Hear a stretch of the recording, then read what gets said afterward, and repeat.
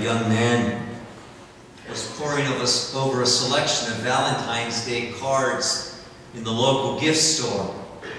A clerk came up to ask him. She said, "Is there anything I can help you with?" He said, "I'm looking for the most beautiful Valentine's Day card in the world. Something that perfectly expresses my deepest feelings." The clerk went to a section of cards and pulled one out. It was beautifully embossed, trimmed with lace, written in elegant script. She says, "This is a lovely card. Read inside."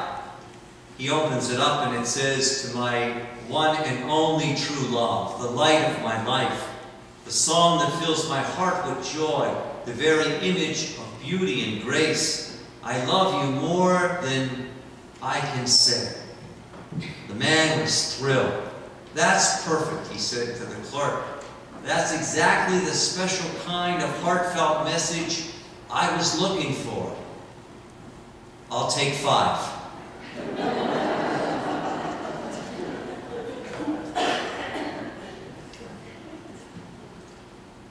In the Pittsburgh Catholic this week, Bishop Zubik wrote a beautiful article. I think it's a sound message. I think it hits the bullseye.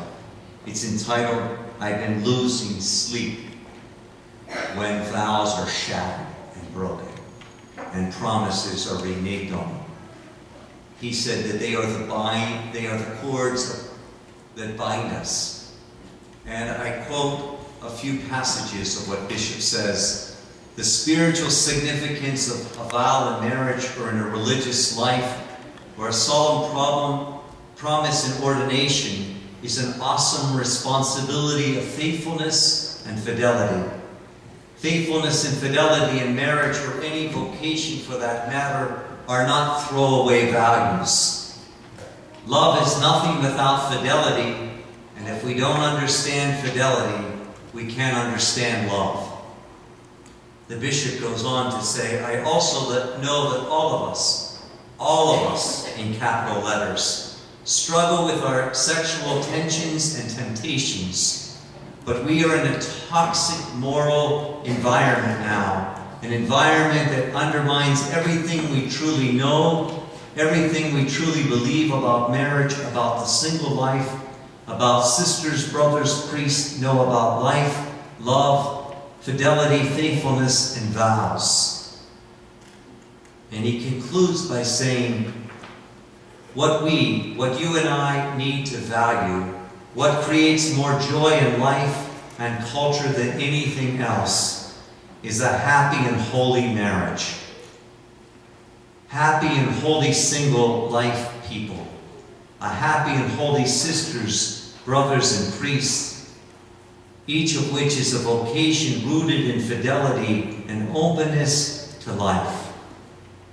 A pretty important message for all of us to hear on Valentine's Day. Solomon in chapter 15 of Sirach says, God loves us so much he gives us free choice, free will. But don't use it as a license to sin. Don't use it as a license to sabotage God's commandments. Because if you're not faithful to God's divine law, it will break you. It won't make you. Your life will disintegrate rather than integrate.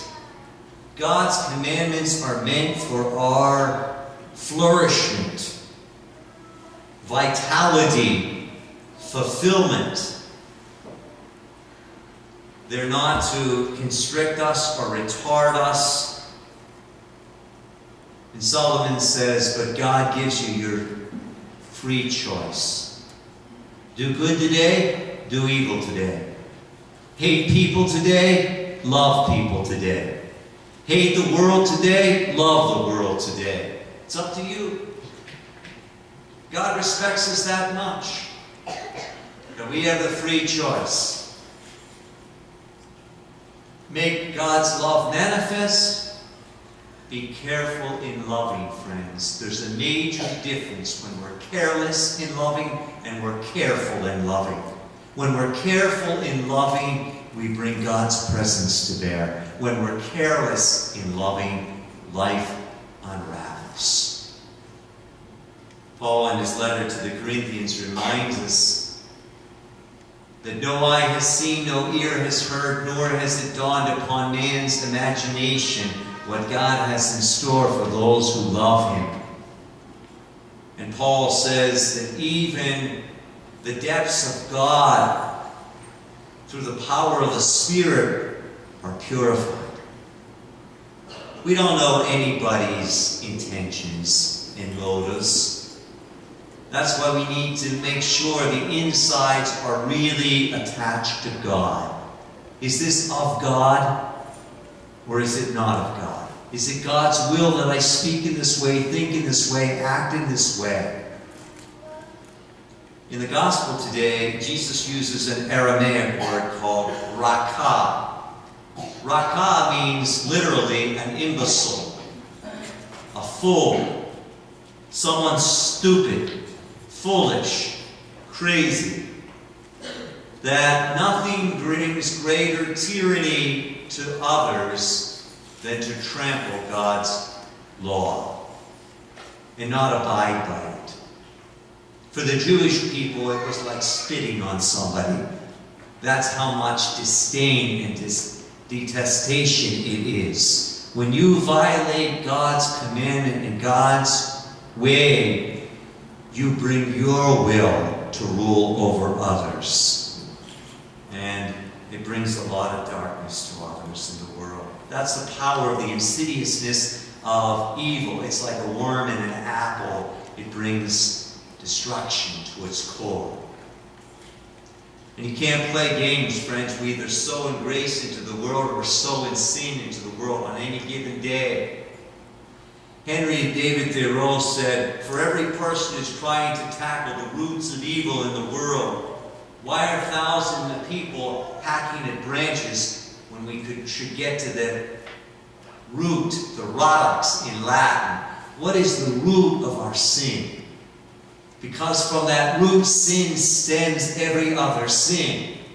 If we don't love ourselves and we feel a lack of self-esteem or self-worth, every time I celebrate the Eucharist and lift the Lord up sacramentally in the Eucharist, I say to myself, Lord, fill me with your love again. Help me to love myself in the depths of my being, even my virtues and graces, my sinfulness and my beauty. Help me to love all of me. And then I can love others in an accepting manner, in their imperfection and in their beauty. None of us are angels or saints on this earth, friends. We're human beings with fears and struggles and challenges and temptations our whole life long. They don't go away. And we have the proving ground, the testing ground throughout the journey of life to see where our affinities, our loyalties are. On Friday, I watched the 4th Archbishop of Oklahoma City being installed, Bishop Paul Coakley. He was a few years ahead of me in the seminary. He was the priest from Wichita, Kansas. The last number of years he's been serving in Salina, Kansas. And he just became, on Friday, the new Archbishop of Oklahoma City. One of my brothers lives in Mustang, Oklahoma. So I was delighted that someone who was in the seminary with me became my brother's bishop. And he was talking about how Jesus, to the young people, he was talking about Jesus wants to befriend us. Jesus seeks us out. And Jesus will never defriend us. He will never not be our friend. And he talked about how his whole life is wooing us into the grace of loving us. In knowing his infinite love for us. He's a God of our past, he's a God of our present, and he's a God of our future. And he calls us into the depths of loving as God loves others. And as the Bishop Coakley renewed his vows of a celibacy and serving the church, and his pledge of his oath of obedience to his people, I tried to renew silently in my own heart What is my priesthood making of me after 23 years? Am I more loving? Am I more generous? Am I more sacrificial? Am I more forgiving? You know, friends, a soul is like a flower, and a flower needs the sunlight so it can open up to be what it's called to be. So too a soul, if the grace of God comes onto us, it opens the soul to be the beauty God created us to be, so we don't wither up and die because we get hurt, because people fail to love us. Jesus says there's forces in the world that keep us from loving. And he enunciates some of these. The first is murder. He says, but what I say is don't get angry with people. Don't insult people. Don't be scornful with people. Don't bring people to litigation. Drag them into court. Get all the restitution, retribution that you want. Make the scorecard even. Don't get back. Don't be vengeful. Don't retaliate. Doesn't our world need to hear that? We'll do anything to the nth degree to make sure you get misery in your face. Right? Jesus says that's not the way of the kingdom. Those people who have undermined you, undercut you, looking out for your fall, God walks with you. Walk with His grace. Live His law, and your life will flourish. And you'll bring His presence to others. Then Jesus says about adultery, look in the bedroom of your own heart. Don't have unruly, unfaithful desires that can bring the tyranny of the misery of pain by being unfaithful in your words and your thoughts and in your actions. Or my entertainment, is my activity, is the company of the people that I am around. Does it bring me to God or does it bring me away from God? Let's be honest. Soberingly honest, bluntly honest. Is the people I hang around strengthening my vocation, my call from God? If they are not, it's probably not best to keep that company. And then Jesus talks about it's better that the most prized possessions of the human anatomy in a hyperbole form, our ears, our eyes, our hands, our feet, it's better that they be cut off and maimed than to lose our soul in Gehenna in the judgment of God's wrath. Because we'll all be judged one day, friends. St. John of the Cross says on how we love or how we fail to love others. What was the loving thing to do? What did God want of me? What was He asking for me to do? And then Jesus says about divorce, it's the pain of separation. The things that divide us are stronger than the things that unite us. And we know it affects all of our families, our community, our nation, and our world at large. And people know the misery and the pain of that separation and that earthquake. But you know, in Moses' time, all you had to do was write out a bill of divorce. You didn't like the way she cooked? Write out a bill of divorce. You didn't like her hairpiece? Write out a bill of divorce. And for all these trivial ways, you were tired of the union? Write out a bill of divorce. Jesus says, no, that's not what God intended. He intended it for the long haul. He intended it for permanency. He intended it to be indissoluble. He intended it to be forever.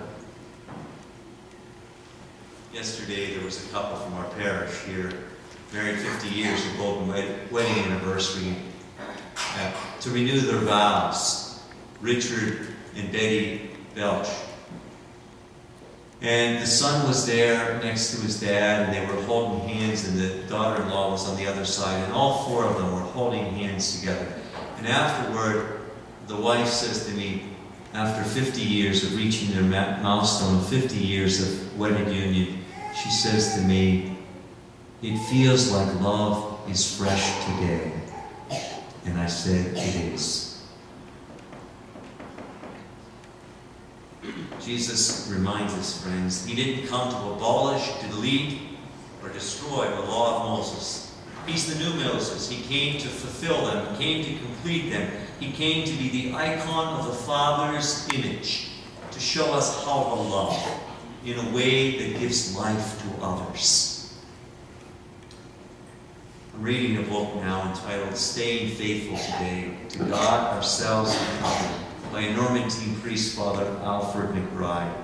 And he said, it's certainly a challenge in today's world, where the tabloids and the media and the magazines, we see before our eyes separation and division and hatreds and killings and prejudice and greed and all untold things of the human heart that can separate us from God and ourselves and others. As we celebrate Valentine's Day, it's my prayer for all of you that you thank God for the gift of love, and even when it hasn't been as perfect as we like. It makes us stronger. And I found on the journey of being almost 49 years on this earth that the people who are most in need of love are the people who resist it, push it away. Those are the people that we need to pursue more and more. In closing, I got a Valentine's Day card from a lady who was at a parish, St. Thomas More, when I was there. And I saw her this summer on the Pennsylvania Turnpike. They were just coming back from their daughter's wedding in Philadelphia. And her husband had a stroke, and they have a very large family, the Soper family. And when you looked at their photo book, when you saw, like a parish photo book, just so many people in their family, so beautiful in every generation. And her husband died just a few weeks ago.